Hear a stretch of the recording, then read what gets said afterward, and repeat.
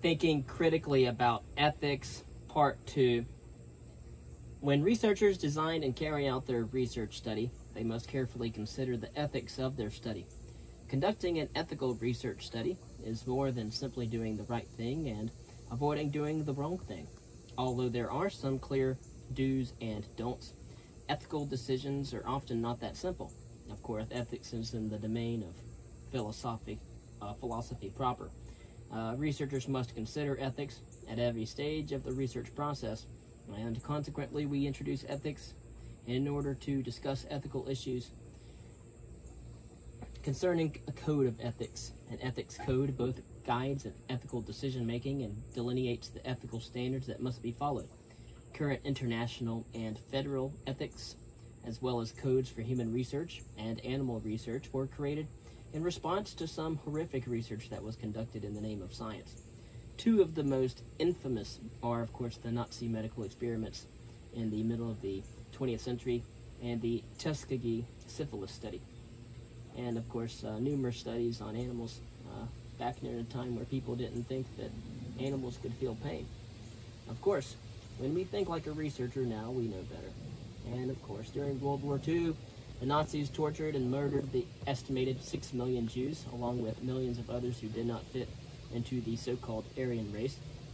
And of course, this is a historical fact. There are people who have denied the Holocaust. After the war, however, a series of military tribunals called the Nuremberg Trials, of which I have studied and written papers on, were held to try to bring justice to those responsible for carrying out these crimes against humanity. Of course, among those prosecuted were physicians who had conducted medical studies on prisoners of Nazi concentration camps. The prisoners were forced into studies that included amputations, sterilization, and exposure to poison, disease, hypothermia, to name a few. In response to such atrocities, the Nuremberg Code was created in the year 1947 as the first ethical code of conduct for research, and of course since modern times. In 1964, the principles of this code were updated and clarified in the Declaration of Helsinki. This declaration has been updated and revised over time and currently serves as the International Code of Ethics for Biomedical Research.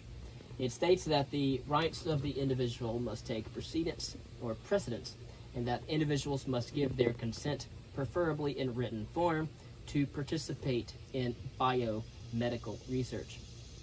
And that is from the World Medical Association in 2008.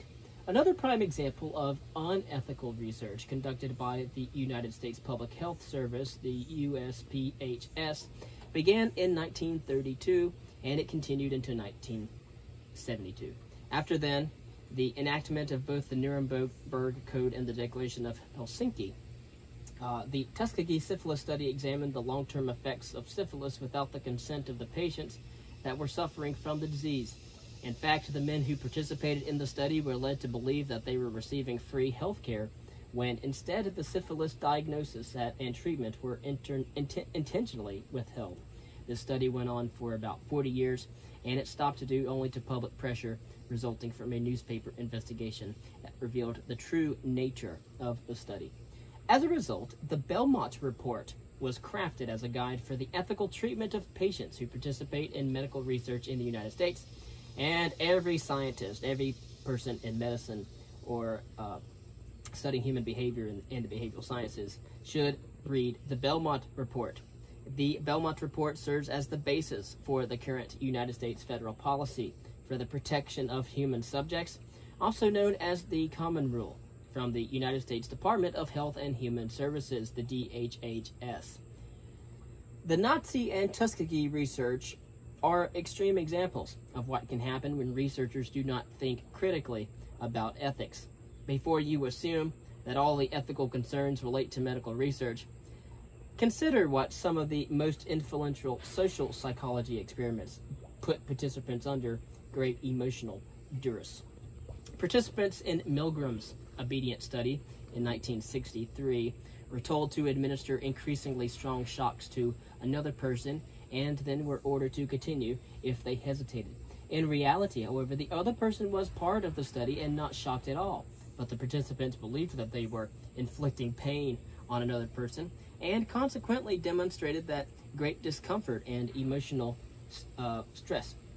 Participants in Zimbardo's Stanford prison experiment in 1972 were randomly assigned to play the role of guards or prisoners in a mock jail.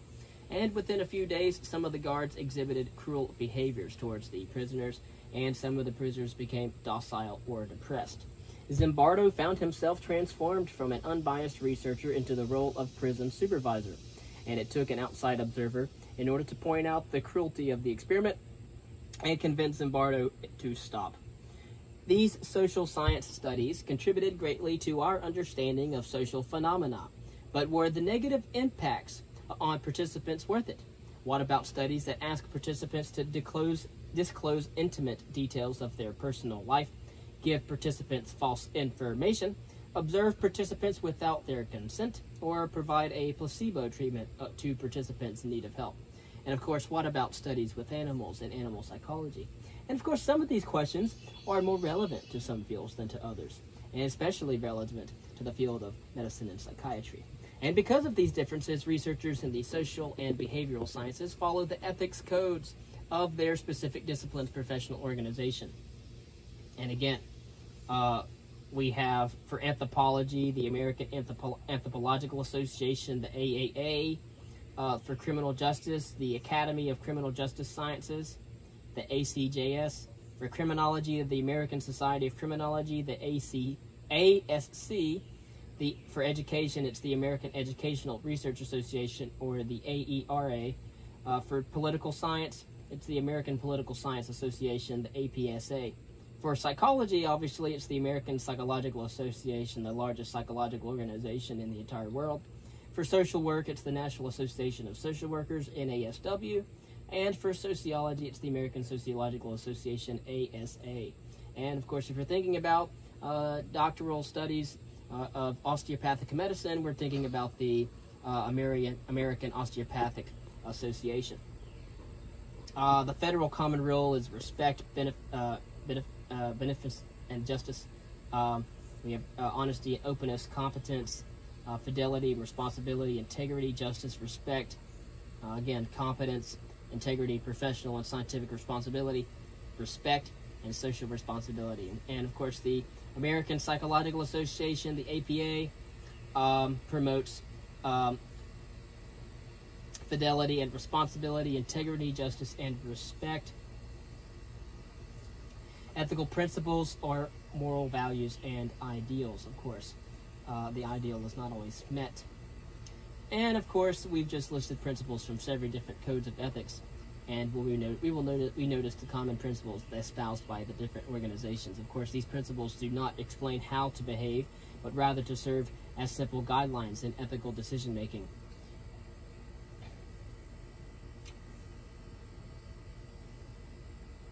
And of course, we have the Federal Common Rule, the Academy of Criminal Justice Sciences, the American Psychological Association,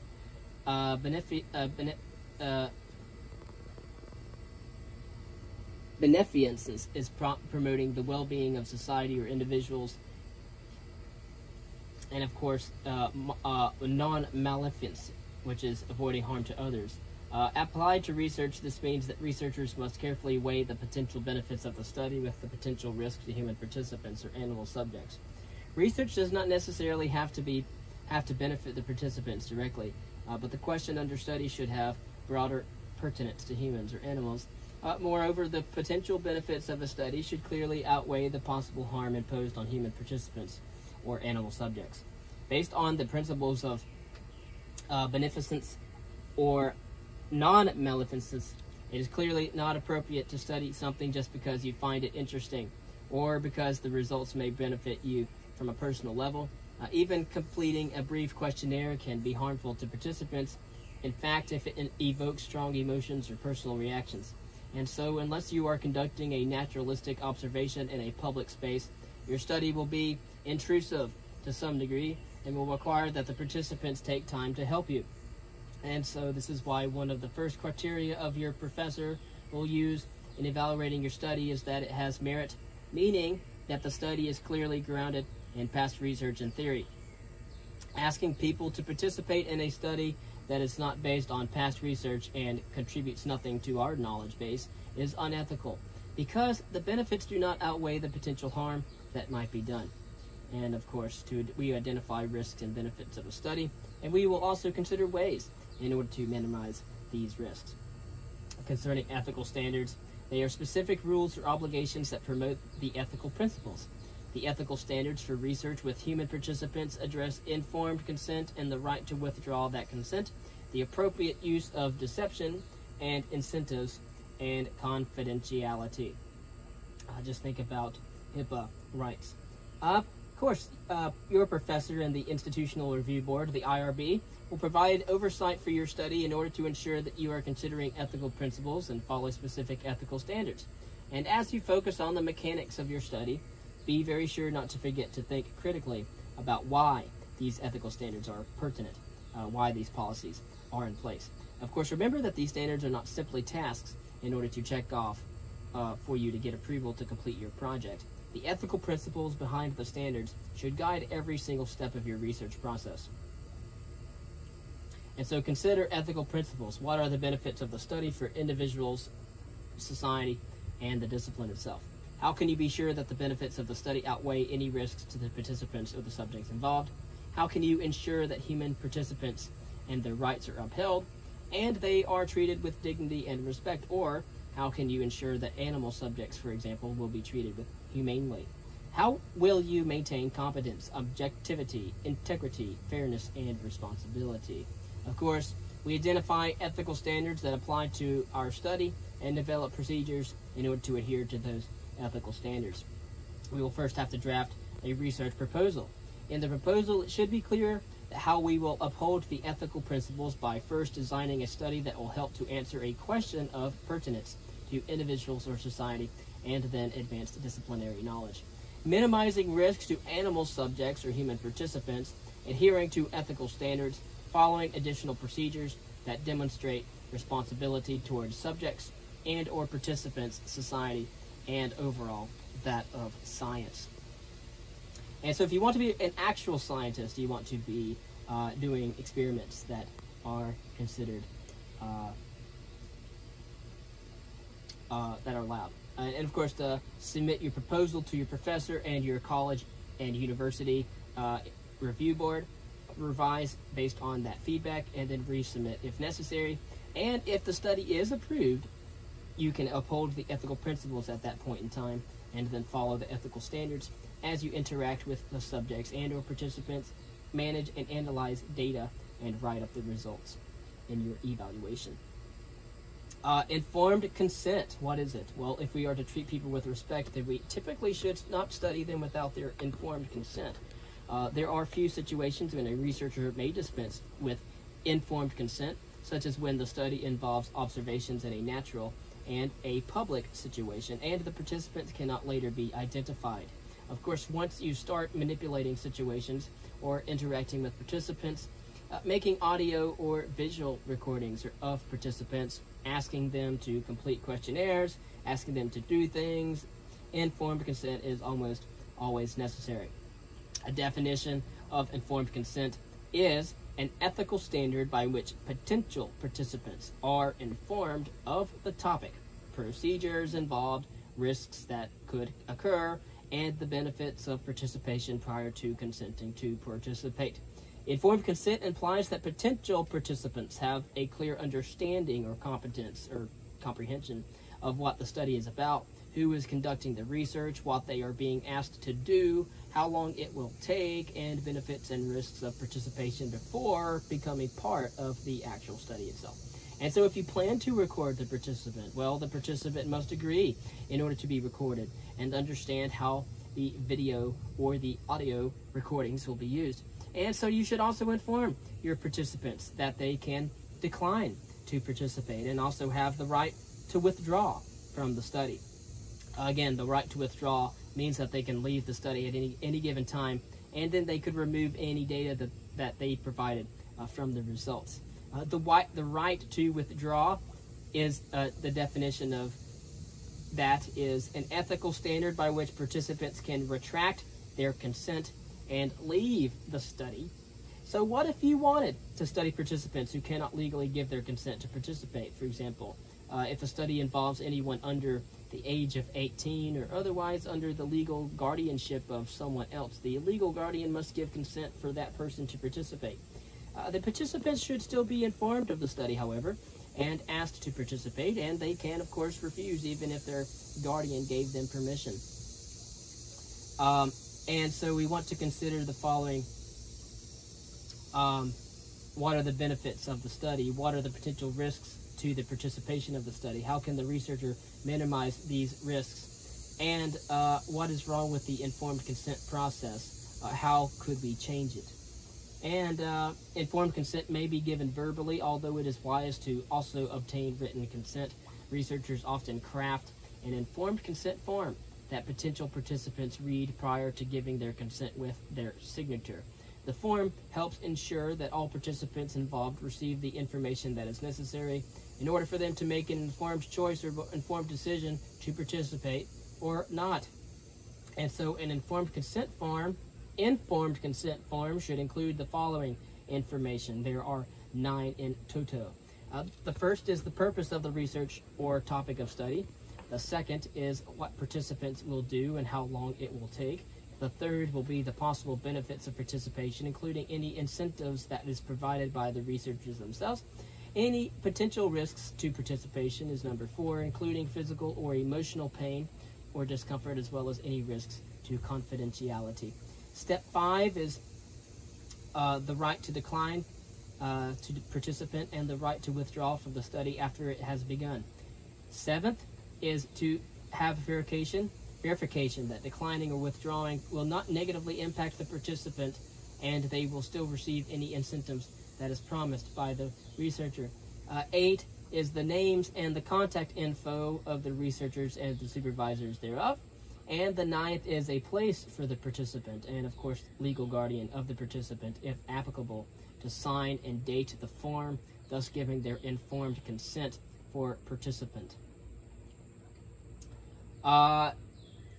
This consent form, for example, is a simple and anonymous, and of course, it should be tailored to the individual study, and therefore may contain more or less of the detail provided. In particular, however, if the study might cause any emotional or physical distress, which involves the actual understanding of the individual's history, or it actually involves asking very personal questions that the participant might seem sensitive or intrusive, such as questions about illegal behavior or their sex lives.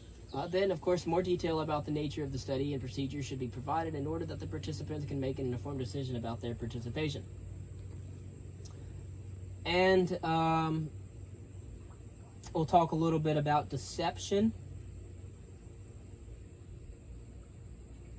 What if you wanted to assess participants' natural responses to situations? Well, in some cases, fully disclosing the purpose of a study may lead the participants to respond quite differently than if they did not know the purpose of the study. Likewise, in some cases, explaining exactly what the participant will be asked to do may interfere with the research. Thus, researchers must determine how informed the consent must be in order for the study to both be ethical and yield meaningful results. During the informed consent process, you do not need to disclose all of the details of the study, such as what you expect to find or that some participants will be exposed to different conditions. However, most researchers agree that withholding this type of information is not considered deception. But what if you intend to mislead or to lie to your participants? Of course, these actions are clearly deceptive, and of course their use is a very controversial issue in research. It's very highly debated. So there are 2 primary arguments against the use of deception. First, deception may harm participants by embarrassing them, making them feel uncomfortable, or leading them to mistrust. Of course, second would be that deception may harm the field by increasing suspicion of research and decreasing the integrity of the individual researcher and the entire research community. Moreover, deception may invalidate research results even in studies that do not use it. In a review of empirical research, Hertwig and Ortman found evidence that participants who suspected that a study involved deception responded differently than participants who were not suspicious. Others, however, argue that deception should be allowed under certain conditions or circumstances. It may be essential in creating and studying a rare occurrence, for example, emergencies, and eliciting genuine responses from your participants. Additionally, however, some claim that deception has only a negligible effect on participants' well-being and the credibility of the field. The acceptability of deception varies by discipline. Of course, the Code of Ethics for Anthropologists states that, quote, anthropologists should never deceive the people they are studying regarding the sponsorship goals, methods, products, or expected impacts of their work, end quote. And that's by the AAA. In 2009, page 3, likewise, researchers in experimental economics have essentially banned the use of deception. On the other hand, deception remains a relatively common practice in social psychology and marketing research. Even if your discipline allows for the use of deception, the pros and the cons of using deception warrant serious consideration.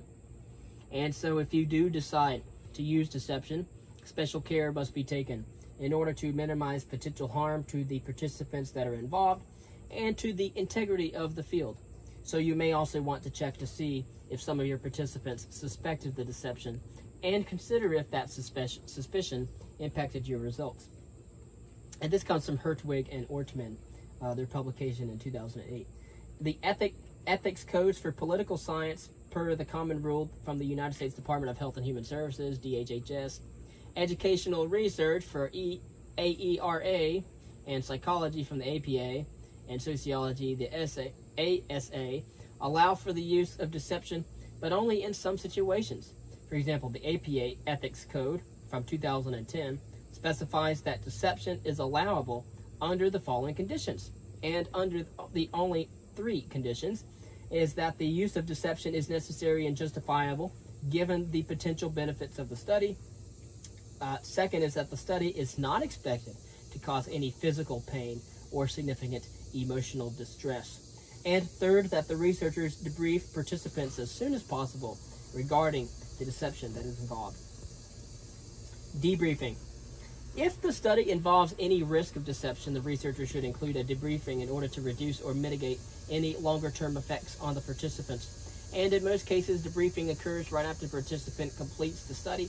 This is especially pertinent when participation might result in physical or emotional distress, because discussing the study immediately afterwards can actually help assess and reduce the distress, and the researchers can identify an appropriate follow-up plan for those who may need additional help. The actual definition of debriefing is clearing up any misconceptions that the participant might possibly have and addressing the negative effects of the study, if there are any. And of course, in some situations, debriefing participants on the true nature of the study immediately after their participation may contaminate the study. But in cases where the potential participants know each other, those who have completed the study and then debriefed should tell future participants about the deception. Of course, in these cases, it is acceptable to wait until all data are collected before debriefing participants, assuming that there was no physical risk or harm and minimal emotional risk. And if such risk exists, deception would not be ethical. There are, of course, incentives for participation. Why the hell would anybody want to participate if there's not an incentive? Of course, researchers sometimes offer an incentive for participation in order to recruit participants. This may sound extremely reasonable. After all, the participants are investing a certain amount of their time and a certain amount of their effort. The challenge, of course, is that an incentive can be coercive. For example, if someone offered you $1,000 to complete a 15-minute interview about your sex life, you might feel that you could not pass it up that amount of money, even if you felt uncomfortable being asked about your sex life. Of course, personally, I wouldn't give a damn if somebody asked me about my sex life. I enjoy talking about it. Of course, $1,000 for 15 minutes, it's a killer deal. But of course, incentives can be particularly problematic if the study requires that participants meet certain criteria. For example, non-smoker or HIV positive. So what if a participant lies about his or her medical history in order to qualify? Of course, such incidents may invalidate the actual study results and, even worse, result in serious health complications for the participant. And even though the participant is the deceptive one in these situations, the researcher still has an ethical responsibility because the participant was influenced by the monetary compensation. Of course, at what point does an incentive become coercive? Well, it depends on both who the target population is and the amount of time and effort that is involved. Of course, paying people a fair wage for their time seems like a reasonable action, although the potential for coercion will depend on the participants' economic and cultural contexts. Of course, additionally, paying participants for their time might actually lead them to believe that they must complete the study in order to receive payment. Of course, remember that the participants have the right to withdraw from the study at any given time, and withdrawing does not mean forfeiture of any incentive promised. The incentive is provided to the participants for showing up for the study, not for necessarily completing it. And so there is no hard and fast rules for incentives, although there are few helpful guidelines.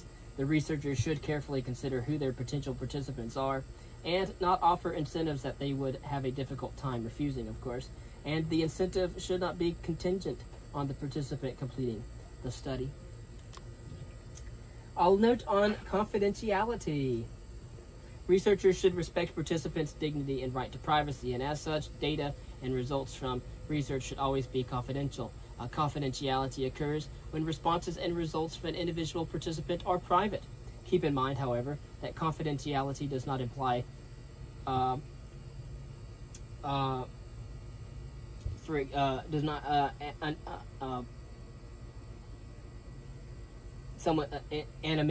anonymity. I think that's how you say it. Anonymity. Yeah. So anonymity occurs when it is impossible for anyone, including the researcher, to link a participant to their data.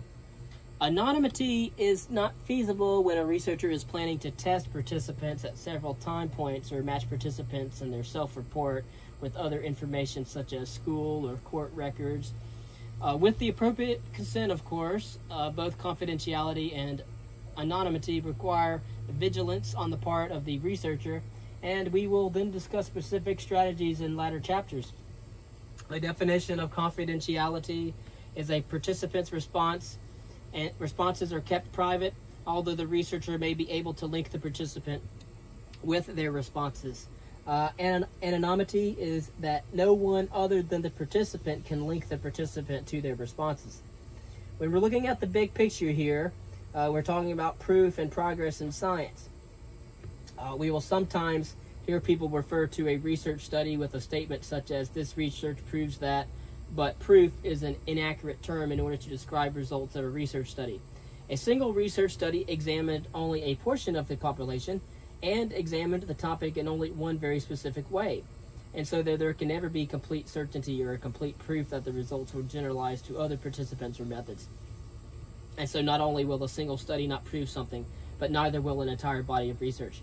Proof means that there is 100% accuracy, whereas the research, there's always some probability of error in research, and it is impossible to study everyone in a population, and even if that were possible, the measures and methods would never be perfectly accurate. So the impossibility of proof will make more sense when you learn more about measurement and statistics. If research does not prove something, then how do we ever know anything in the social and behavioral sciences? How do these disciplines progress? When researchers at the graduate and postgraduate levels, and even sometimes on the undergraduate level, complete a study, they typically submit a research report for publication in a scholarly journal or book. To be submitted their work to be present at a conference or both, to be peer reviewed and so on. So other researchers in the field review and critique the work in order to help ensure that the study is important enough to be shared publicly and that the methods by which the study was conducted are sound. Once the work is made public, however, it becomes part of the larger body of knowledge in the field. Future research can then build on this knowledge, and those novel results will support, refute, or refine the findings of the original study.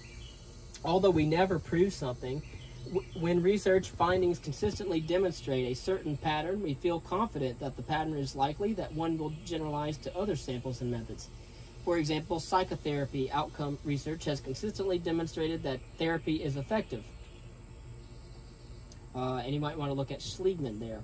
We've covered Schliegman in our history of modern psychology.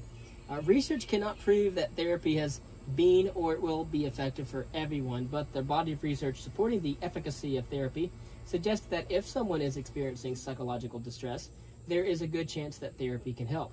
Of course, once there is sufficient evidence that we feel confident enough of the validity of a pattern, researchers begin to ask deeper and more complex questions. For example, psychotherapy researchers have moved beyond the basic question of does therapy work to the more sophisticated questions of what type of therapy works, for whom, under what conditions, and administered by what type of therapist.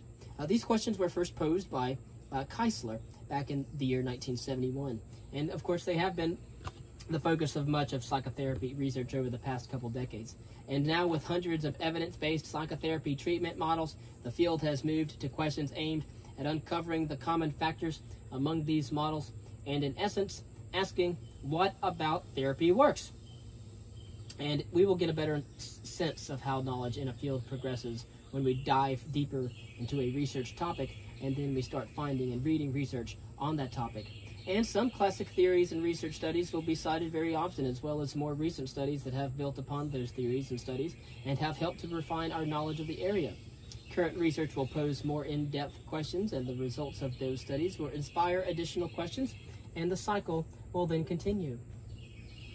And so when we're talking about the application of the scientific method, we want to identify a topic. We want to find, read, and evaluate past research. Then the third step is to refine the topic and develop a hypothesis or a testing hypothesis. Step 4 would be a study design or a design of the study. Step 5 would be to carry out the actual study. Step 6 would be to analyze the data. Step 7 would be to communicate the results.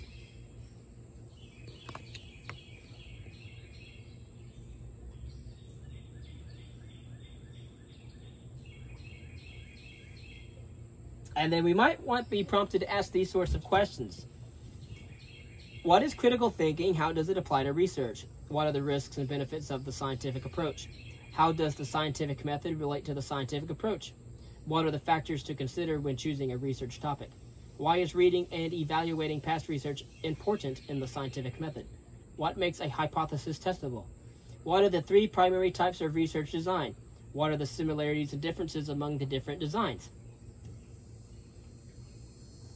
What is plagiarism, and why is plagiarism an important issue in research and writing? What are ethical principles and ethical standards? Why is informed consent pertinent from an ethical perspective? What are the arguments for and against deception? What are the problems with using incentives, and how might researchers minimize these problems? Why is confidentiality important from an ethical perspective, and how does it differ from anonymity? And what are the ethical issues to consider when choosing a research design, planning a study, and carrying out a study? All right, and then our next chapter, we will cover some other issues there. Building a solid foundation for our study based on past research.